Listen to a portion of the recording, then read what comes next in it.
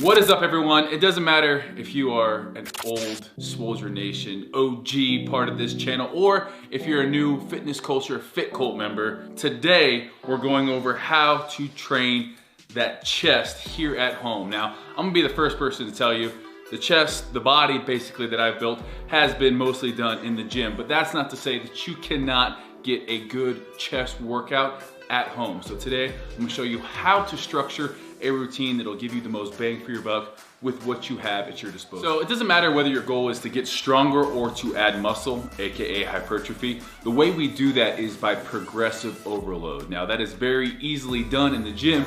Here at home without weights, there's two ways we're gonna accomplish that. First, it's by creating angles so that we target the muscle in specific ways that we're able to overload that muscle. The second way is time under tension of any targeted muscles.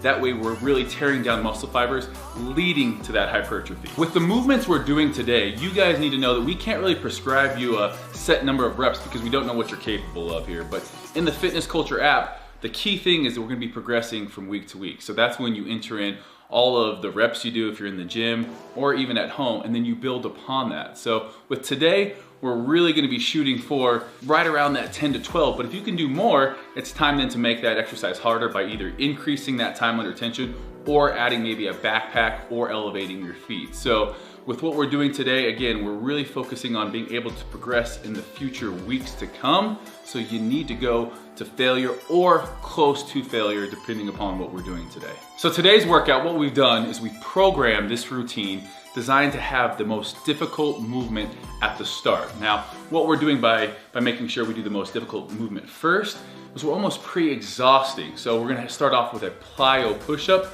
This is gonna really overload that chest.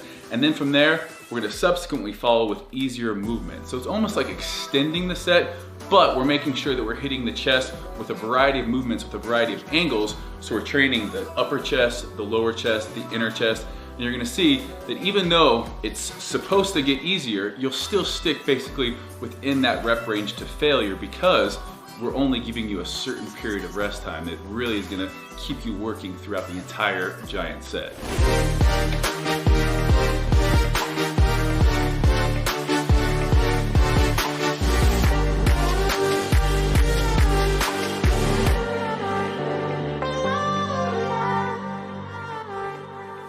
So first up, we have the plyometric push-up. Now this is gonna be super demanding on our central nervous system and is exactly why it's first in this routine. So we're gonna start out on top of the chairs or plyometric boxes if you're in the gym.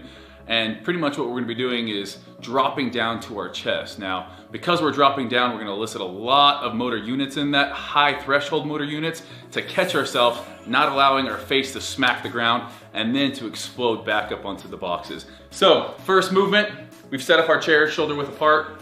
We're gonna set up, feet on the ground in a nice upright push-up position. From here, we're just gonna drop.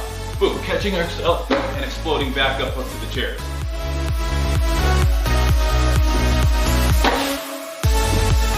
Resetting each time at the top.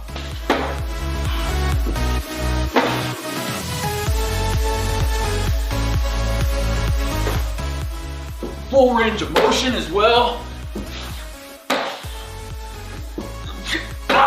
Starting to fatigue. One more. You can see why we can't go to absolute failure on this.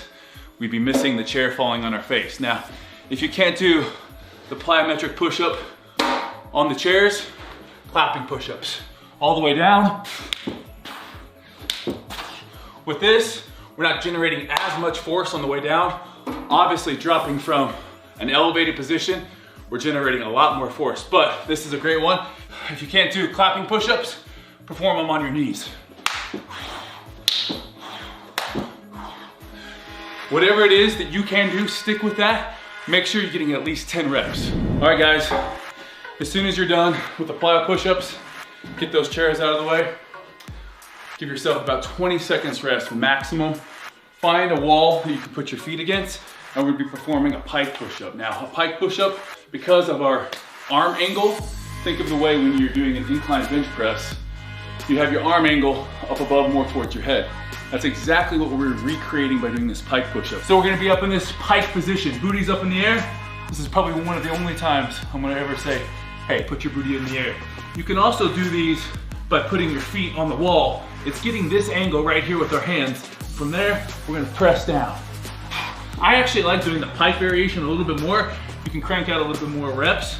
So, boom, booty's in the air, lean forward, push back. I'm not pushing up from here. You can see my head is behind my hands as I push forward. They're between my hands, my head's between my hands, and then I'm back to that starting position. This is gonna be a great developer for that upper chest. Squeeze all along. I don't want my elbows flaring out here. Going to failure here on this one. Hey.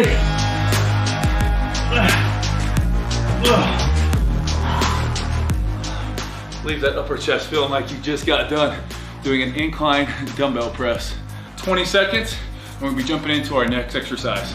Next up, you're gonna wanna grab either paper plates, sliders, or even paper towels. And if you have hardwood floor, the paper towels work fine. If you have carpet, something like paper plates is gonna work great. This is basically our fly type movement. So in the gym, when we're doing a chest workout, we'll hit something like a bench press, an incline dumbbell press, cable flies, or maybe a pec deck. What that's gonna do is really focus in on that outer pec when our arms are out here, and then boom. One of the essential things that our chest does, it contracts by bringing our elbow in. So you can see, bring it across our body, bringing our elbow. You can bring your hand across your body, and it's a lot of anterior delt. But the minute you go from here to here, it's a lot more pec involvement. So the way we train that at home is by setting up on our knees. Now this movement is not a beginner movement.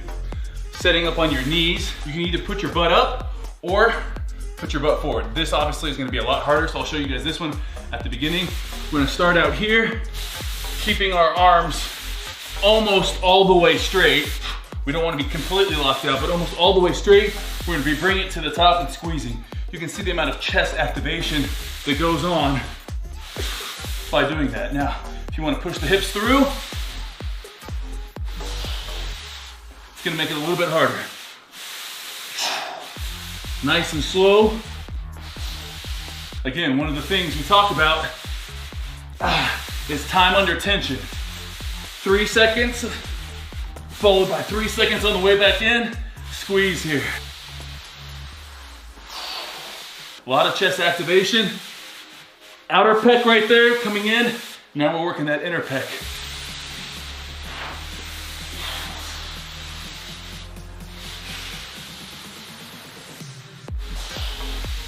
Also, mind muscle connection.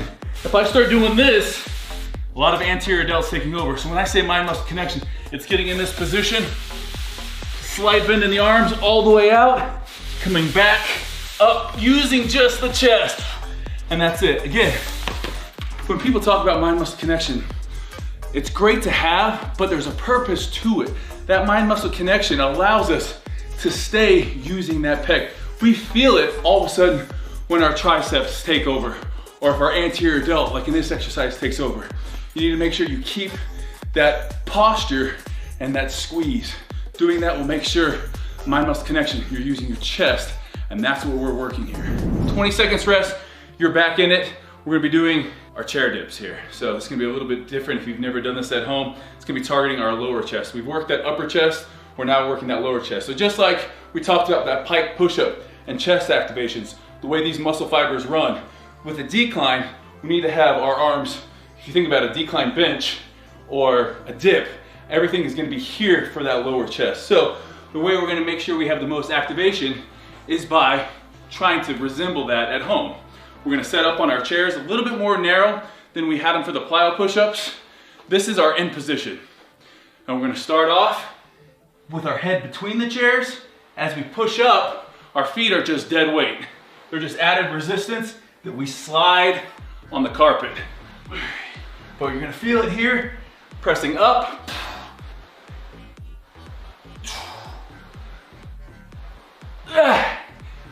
Again, keeping that mind muscle connection. working that lower pec, trying to take that anterior delt out of it by making sure we're in proper anatomical position. As we come up, I'm not here, keeping that chest nice and tight, scooping, squeezing, back down. Last one. Again, when I say till failure, it's failure with perfect form. Otherwise, we're gonna be using all of those triceps. We're gonna be walking out here, doing this. These types of movements, when we're really looking to target a more specific area, you gotta make sure that you're using the right angles, creating that tension, creating that angle to where we're utilizing our lower pec.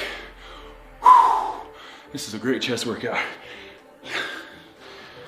I've been in the gym doing traditional bodybuilding exercises and not had this great of a pump. All right guys, those are my 4 best chest exercises at home that you can do. Now, hopefully you guys have seen how we have put together our at-home chest workout. Really, we're not gonna necessarily do all these movements every single time we have a workout at home, depending upon what program you're in, but you can see how we come up with our training routines, really how we structure things. Now, if I'm under a time crunch, if I'm maybe doing a full body workout or in a hotel, if I wanna kind of get the best of all of these push-ups into one and just do one push-up, the one I'm gonna be doing is a Hindu push-up. Basically, we're gonna be in that pike position, coming down, working that upper pec, and then back into that dip movement, and then reversing it.